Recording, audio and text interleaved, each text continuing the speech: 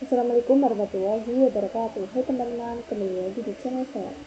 Pada kali ini kita masih mempelajari tentang OpenCNA. Tapi pada bab kali ini kita akan mempelajari bab router OS. Pada bab kali ini kita akan mempelajari tentang router OS dan router OS dan routers, router name, router type, dan arsitektur router. Seperti yang kita tahu bahwa software itu biasa disebut dengan router OS dan hardware biasa disebut dengan router.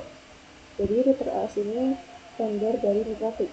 Router OS ini berbasis OS, yang mana sama halnya seperti Linux atau Windows yang biasa kita install di PC atau virtualisasi lainnya seperti VMware, VirtualBox, dan lain-lain. Kemudian standar operasi sistemnya sendiri itu berbasis Linux dengan versi 3.3.5 kernel.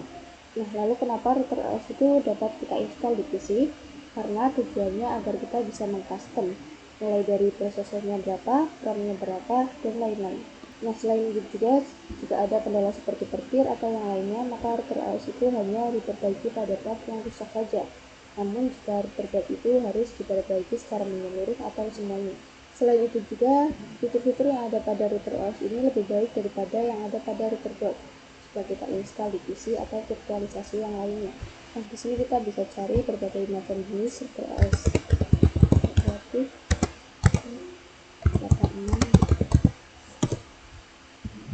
Di sini ada banyak jenisnya ya teman-teman. Atau kita bisa cari di Nara, kita bisa angkat. Di sini juga ada banyak jenisnya. Kita lanjut yang router board. Jadi itu lebih ke fisik ya teman-teman. Jadi bisa kita tahu bahwa segala fitur yang berada pada Mikrotik itu dapat digabungkan secara satu kesatuan atau bisa terdapat pada perangkat pecahnya ya teman-teman.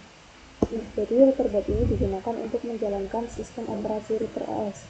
Jadi kembali ke keinginan masing-masing ingin menggunakan router board yang simple yang sudah input dengan OS atau ingin menggunakan router OS yang diinstal di PC dan dapat di-custom. Kemudian segala fitur bisa terdapat pada suatu perangkat ataupun dapat diperuntukkan khusus secara kategorinya. Dan yang terakhir ada tersedianya mulai dari low-end sampai dengan high-end router. Oke, kita masuk ke materi yang selanjutnya yaitu router OS features. Mungkin banyak orang yang berpikir bahwa Mikrotik hanya bisa digunakan pada router saja, teman-teman. Padahal implementasinya fitur-fitur yang berada pada Mikrotik ada banyak, seperti wireless network, routing, firewall dan NAT, QoS, point-to-point, dan lain-lain. Yang mana fitur-fitur ini dapat dijadikan satu kesatuan dalam router board atau bisa dipecah-pecah. Misalnya pada wireless network ada sendiri dan juga ada di routing itu ada sendiri dan lain-lain. Itu bisa disesuaikan dengan masing-masingnya ya teman-teman. Di sini yang pertama ada wireless network, di mana wirelessnya terbagi menjadi dua, ada yang indoor dan ada yang outdoor. Dengan standar support A atau B atau G atau N atau AC. Di sini kita bisa search untuk yang wireless indoornya, chat wireless Mikrotik. Di sini ada contoh gambarnya teman-teman. Kemudian untuk yang outdoor itu ada yang namanya point to point, ada juga yang namanya point to multipoint, yang mana setiap jenisnya juga memiliki fungsi khususnya masing-masing ya teman-teman. Misalnya yang di point to point ada yang namanya SFTX. Di sini ada contoh yang untuk point to point. Dan ada juga yang namanya LVG AC Mikrotik. Seperti ini ya teman-teman.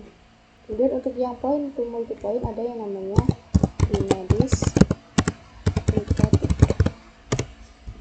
Seperti ini. Kemudian ada juga yang namanya Memdock Mikrotik. Seperti ini ya teman-teman. Selain wireless network ada juga routing seperti static routing atau dynamic routing yang support IPv4 dan IPv6. Misal pada dynamic routing contohnya ada OSP, ORDP, dan lain-lain. Kemudian ada firewall dan NAT. Jika untuk yang firewall ini digunakan sebagai proteksi agar Mikrotik kita aman. Kemudian untuk yang NAT biasanya digunakan untuk klien yang memiliki IP private yang agar bisa mengakses IP public. Salah satu contoh penggunaan fitur ini misalnya pada firewall itu bisa digunakan untuk mengatasi serangan atau memblok website dan memblok sosmed pada saat jam kerja.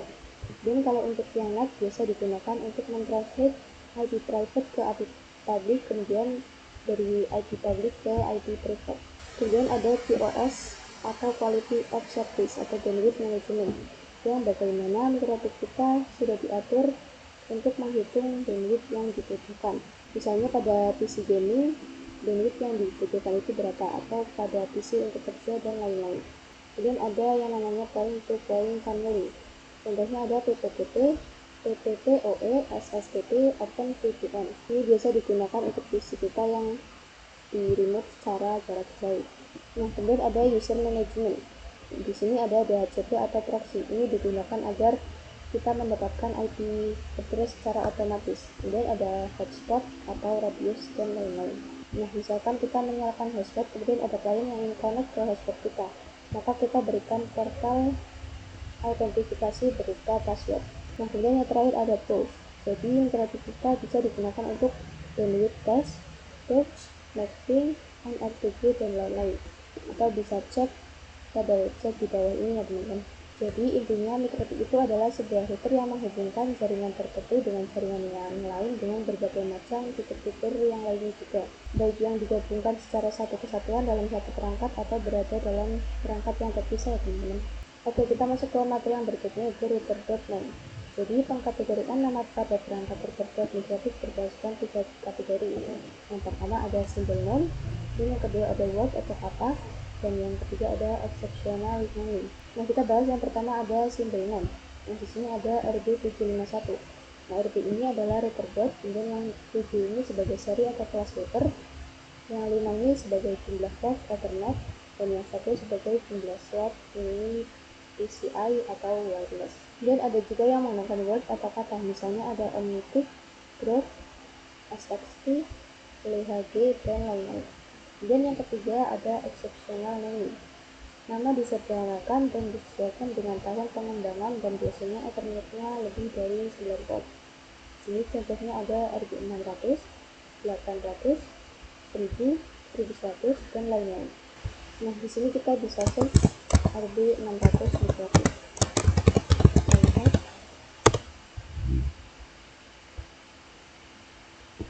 Ini ya teman-teman, kemudian kita bisa juga search yang RB800 seperti ini.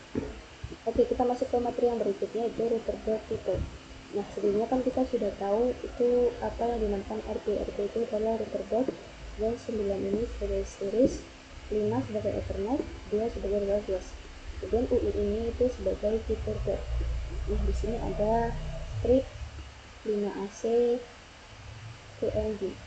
Nah, di sini itu sebagai fitur wireless, dan TC sebagai jenis dasi.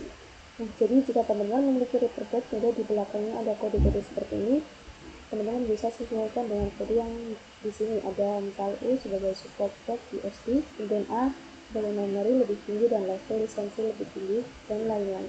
Oke, kita masuk ke materi yang berikutnya, yaitu arsitektur router dot. Jadi sama seperti di PC, tapi di PC itu arsitekturnya ada yang X64 dan X86.